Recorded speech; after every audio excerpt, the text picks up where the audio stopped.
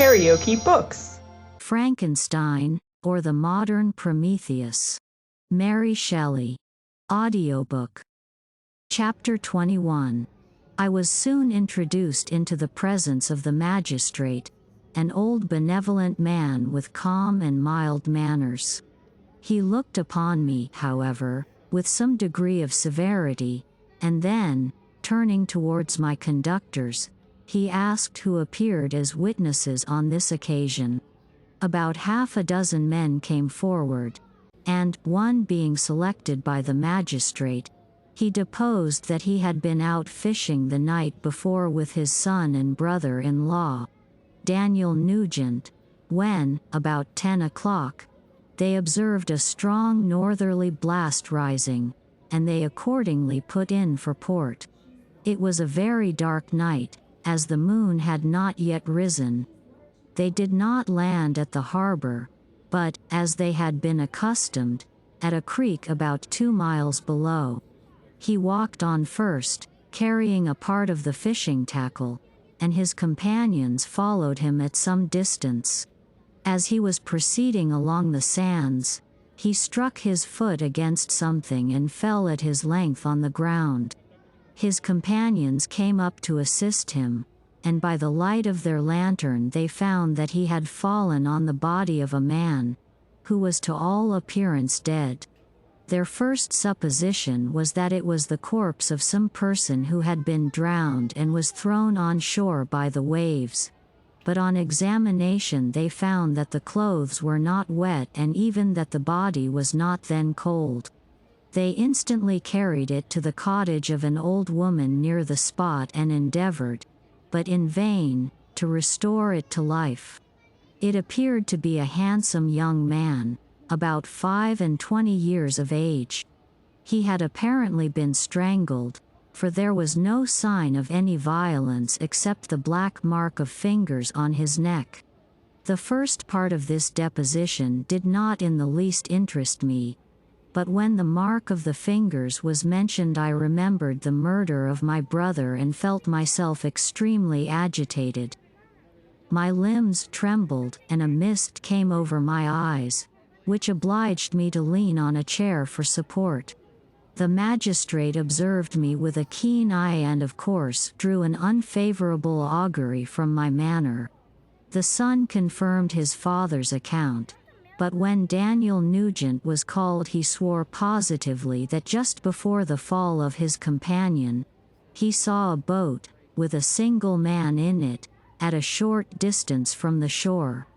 And as far as he could judge by the light of a few stars, it was the same boat in which I had just landed.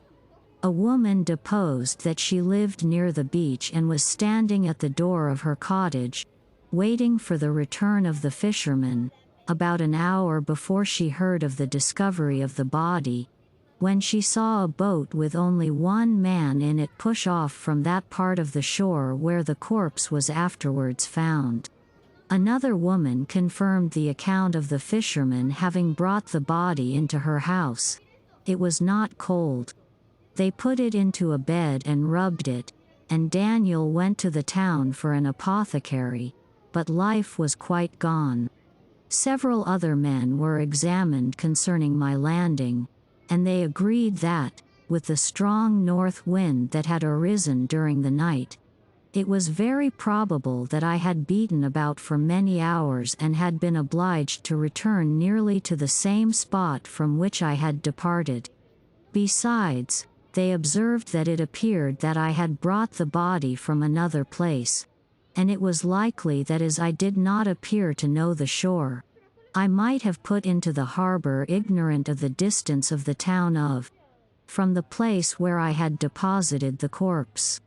Mr. Kerwin, on hearing this evidence, desired that I should be taken into the room where the body lay for interment, that it might be observed what effect the sight of it would produce upon me. This idea was probably suggested by the extreme agitation I had exhibited when the mode of the murder had been described. I was accordingly conducted, by the magistrate and several other persons, to the inn. I could not help being struck by the strange coincidences that had taken place during this eventful night. But, knowing that I had been conversing with several persons in the island I had inhabited about the time that the body had been found, I was perfectly tranquil as to the consequences of the affair. I entered the room where the corpse lay and was led up to the coffin. How can I describe my sensations on beholding it? I feel yet parched with horror, nor can I reflect on that terrible moment without shuddering in agony. The examination, the presence of the magistrate and witnesses, passed like a dream from my memory when I saw the lifeless form of Henry Clerval stretched before me. I gasped for breath, and throwing myself on the body, I exclaimed, "Have my murderous machinations deprived you also, my dearest Henry, of life? 2 I have already destroyed. Other victims await their destiny. But you, Clerval, my friend, my benefactor." The human frame could no longer support the agonies that I endured, and I was carried out of the room in strong convulsions. A fever succeeded to this. I lay for 2 months on the point of death. My ravings, as I afterwards heard, were frightful. I called myself the murderer of William, of Justine, and of Clerval. Sometimes I entreated my attendants to assist me in the destruction of the fiend by whom I was tormented, and at others I felt the fingers of the monster already grasping my neck, and screamed aloud with agony and terror. Fortunately, as I spoke my native language, Mr. Kerwin alone understood me. But my gestures and bitter cries were sufficient to affright the other witnesses. Why did I not die? More miserable than man ever was before. Why did I not sink into forgetfulness and rest? Death snatches away many blooming children, the only hopes of their doting parents. How many brides and youthful lovers have been one day in the bloom of health and hope, and the next a prey for worms and the decay of the tomb? Of what materials was I made that I could thus resist so many shocks, which, like the turning of the wheel, continually renewed the torture? But I was doomed to live, and in 2 months found myself as awaking from a dream, in a prison, stretched on a wretched bed, surrounded by jailers, turnkeys, bolts, and all the miserable apparatus of a dungeon. It was morning, I remember, when I thus awoke to understanding. I had forgotten the particulars of what had happened and only felt as if some great misfortune had suddenly overwhelmed me. But when I looked around and saw the barred windows and the squalidness of the room in which I was, all flashed across my memory and I groaned bitterly. This sound disturbed an old woman who was sleeping in a chair beside me. She was a hired nurse, the wife of one of the turnkeys, and her countenance expressed all those bad qualities which often characterize that class. The lines of her face were hard and rude, like that of persons accustomed to see without sympathizing in sights of misery. Her tone expressed her entire indifference. She addressed me in English, and the voice struck me as one that I had heard during my sufferings. "Are you better now, sir?" said she. I replied in the same language, with a feeble voice, "I believe I am. But if it be all true, if indeed I did not dream, I am sorry that I am still alive to feel this misery and horror." "For that matter," replied the old woman, "if you mean about the gentleman you murdered, I believe that it were better for you if you were dead, for I fancy it will go hard with you. However, that's none of my business. I am sent to nurse you and get you well. I do my duty with a safe conscience. It were well if everybody did the same." I turned with loathing from the woman who could utter so unfeeling a speech to a person just saved, on the very edge of death, but I felt languid and unable to reflect on all that had passed. The whole series of my life appeared to me as a dream. I sometimes doubted if indeed it were all true, for it never presented itself to my mind with the force of reality. As the images that floated before me became more distinct, I grew feverish. A darkness pressed around me. No one was near me who soothed me with the gentle voice of love. No dear hand supported me. The physician came and prescribed medicines, and the old woman prepared them for me. But utter carelessness was visible in the first, and the expression of brutality was strongly marked in the visage of the second. Who could be interested in the fate of a murderer but the hangman who would gain his fee? These were my first reflections, but I soon learned that Mr. Kerwin had shown me extreme kindness. He had caused the best room in the prison to be prepared for me. Wretched indeed was the best, and it was he who had provided a physician and a nurse. It is true, he seldom came to see me, for although he ardently desired to relieve the sufferings of every human creature, he did not wish to be present at the agonies and miserable ravings of a murderer. He came, therefore, sometimes to see that I was not neglected, but his visits were short and with long intervals. One day, while I was gradually recovering, I was seated in a chair, my eyes half open and my cheeks livid like those in death. I was overcome by gloom and misery and often reflected I had better seek death than desire to remain in a world which to me was replete with wretchedness. At one time I considered whether I should not declare myself guilty and suffer the penalty of the law, less innocent than poor Justine had been. Such were my thoughts when the door of my apartment was opened and Mr. Kerwin entered. His countenance expressed sympathy and compassion. He drew a chair close to mine and addressed me in French. "I fear that this place is very shocking to you. Can I do anything to make you more comfortable? I thank you, but all that you mention is nothing to me. On the whole earth there is no comfort which I am capable of receiving. I know that the sympathy of a stranger can be but of little relief to one borne down as you are by so strange a misfortune. But you will, I hope, soon quit this melancholy abode, for doubtless evidence can easily be brought to free you from the criminal charge. That is my least concern. I am, by a course of strange events, become the most miserable of mortals. Persecuted and tortured as I am and have been, can death be any evil to me? Nothing indeed could be more unfortunate and agonizing than the strange chances that have lately occurred. You were thrown, by some surprising accident, on this shore, renowned for its hospitality, seized immediately, and charged with murder. The first sight that was presented to your eyes was the body of your friend, murdered in so unaccountable a manner and placed, as it were, by some fiend across your path.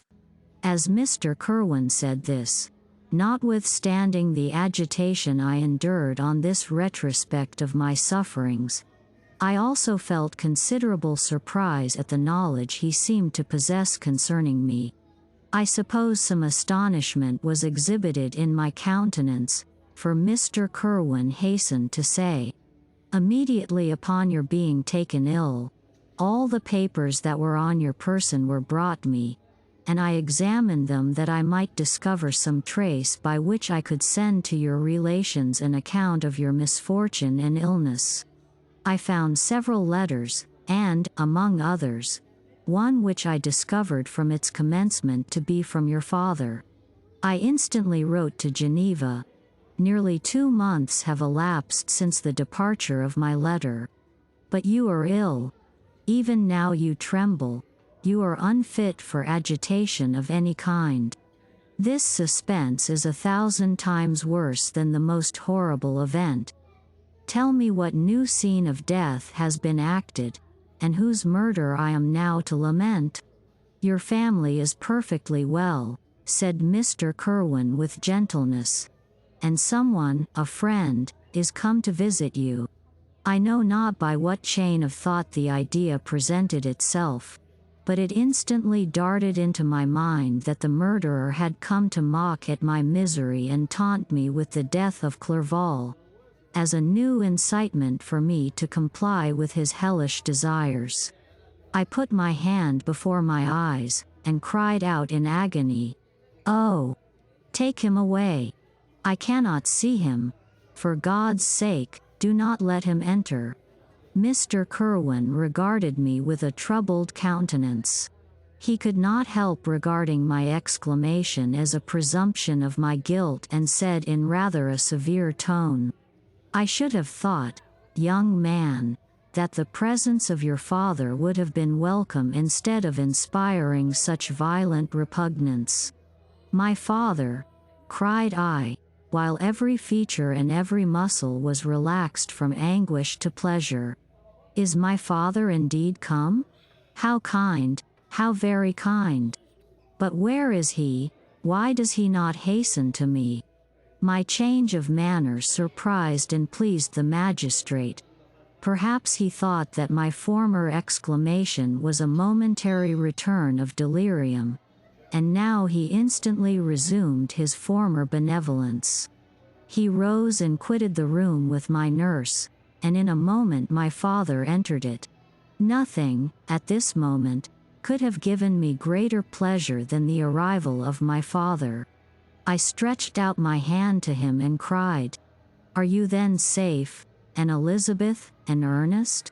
My father calmed me with assurances of their welfare and endeavored, by dwelling on these subjects so interesting to my heart, to raise my desponding spirits. But he soon felt that a prison cannot be the abode of cheerfulness. "What a place is this that you inhabit, my son?" said he, looking mournfully at the barred windows and wretched appearance of the room. "You traveled to seek happiness, but a fatality seems to pursue you. And poor Clerval." The name of my unfortunate and murdered friend was an agitation too great to be endured in my weak state. I shed tears. "Alas! Yes, my father," replied I.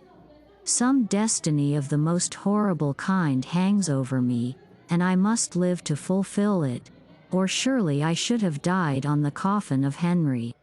We were not allowed to converse for any length of time, for the precarious state of my health rendered every precaution necessary that could ensure tranquility. Mr. Kerwin came in and insisted that my strength should not be exhausted by too much exertion.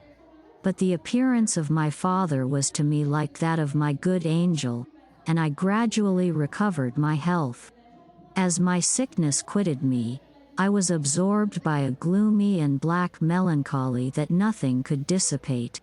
The image of Clerval was forever before me, ghastly and murdered. More than once the agitation into which these reflections threw me made my friends dread a dangerous relapse. Alas! Why did they preserve so miserable and detested a life? It was surely that I might fulfill my destiny, which is now drawing to a close. Soon, oh, very soon, will death extinguish these throbbings and relieve me from the mighty weight of anguish that bears me to the dust. And, in executing the award of justice, I shall also sink to rest. Then the appearance of death was distant, although the wish was ever present to my thoughts, and I often sat for hours motionless and speechless, wishing for some mighty revolution that might bury me and my destroyer in its ruins. The season of the assizes approached. I had already been 3 months in prison, and although I was still weak and in continual danger of a relapse, I was obliged to travel nearly 100 miles to the country town where the court was held. Mr. Kerwin charged himself with every care of collecting witnesses and arranging my defense. I was spared the disgrace of appearing publicly as a criminal, as the case was not brought before the court that decides on life and death. The grand jury rejected the bill, on its being proved that I was on the Orkney Islands at the hour the body of my friend was found. And a fortnight after my removal I was liberated from prison. My father was enraptured on finding me freed from the vexations of a criminal charge, that I was again allowed to breathe the fresh atmosphere and permitted to return to my native country. I did not participate in these feelings, for to me the walls of a dungeon or a palace were alike hateful. The cup of life was poisoned forever, and although the sun shone upon me, as upon the happy and gay of heart, I saw around me nothing but a dense and frightful darkness, penetrated by no light but the glimmer of two eyes that glared upon me. Sometimes they were the expressive eyes of Henry, languishing in death, the dark orbs nearly covered by the lids and the long black lashes that fringed them. Sometimes it was the watery, clouded eyes of the monster, as I first saw them in my chamber at Ingolstadt. My father tried to awaken in me the feelings of affection. He talked of Geneva, which I should soon visit, of Elizabeth and Ernest. But these words only drew deep groans from me. Sometimes, indeed, I felt a wish for happiness and thought with melancholy delight of my beloved cousin, or longed, with a devouring malady du pays, to see once more the blue lake and rapid Rhone, that had been so dear to me in early childhood. But my general state of feeling was a torpor in which a prison was as welcome a residence as the divinest scene in nature. And these fits were seldom interrupted but by paroxysms of anguish and despair. At these moments I often endeavored to put an end to the existence I loathed, and it required unceasing attendance and vigilance to restrain me from committing some dreadful act of violence. Yet one duty remained to me, the recollection of which finally triumphed over my selfish despair. It was necessary that I should return without delay to Geneva, there to watch over the lives of those I so fondly loved and to lie in wait for the murderer. That if any chance led me to the place of his concealment, or if he dared again to blast me by his presence, I might, with unfailing aim, put an end to the existence of the monstrous image which I had endued with the mockery of a soul still more monstrous. My father still desired to delay our departure, fearful that I could not sustain the fatigues of a journey, for I was a shattered wreck, the shadow of a human being. My strength was gone. I was a mere skeleton, and fever night and day preyed upon my wasted frame. Still, as I urged our leaving Ireland with such inquietude and impatience, my father thought it best to yield. We took our passage on board a vessel bound for Havre de Grace and sailed with a fair wind from the Irish shores. It was midnight. I lay on the deck looking at the stars and listening to the dashing of the waves. I hailed the darkness that shut Ireland from my sight, and my pulse beat with a feverish joy when I reflected that I should soon see Geneva. The past appeared to me in the light of a frightful dream. Yet the vessel in which I was, the wind that blew me from the detested shore of Ireland, and the sea which surrounded me, told me too forcibly that I was deceived by no vision and that Clerval, my friend and dearest companion, had fallen a victim to me and the monster of my creation. I repassed, in my memory, my whole life. My quiet happiness while residing with my family in Geneva, the death of my mother, and my departure for Ingolstadt. I remembered, Shuddering, the mad enthusiasm that hurried me on to the creation of my hideous enemy, and I called to mind the night in which he first lived. I was unable to pursue the train of thought. 1,000 feelings pressed upon me, and I wept bitterly. Ever since my recovery from the fever, I had been in the custom of taking every night a small quantity of laudanum, for it was by means of this drug only that I was enabled to gain the rest necessary for the preservation of life. Oppressed by the recollection of my various misfortunes, I now swallowed double my usual quantity and soon slept profoundly. But sleep did not afford me respite from thought and misery. My dreams presented 1,000 objects that scared me. Towards morning I was possessed by a kind of nightmare. I felt the fiend's grasp in my neck and could not free myself from it. Groans and cries rang in my ears. My father, who was watching over me, perceiving my restlessness, awoke me. The dashing waves were around, the cloudy sky above, the fiend was not here. A sense of security, a feeling that a truce was established between the present hour and the irresistible, disastrous future imparted to me a kind of calm forgetfulness, of which the human mind is by its structure peculiarly susceptible. If you liked what you heard, please subscribe to the channel.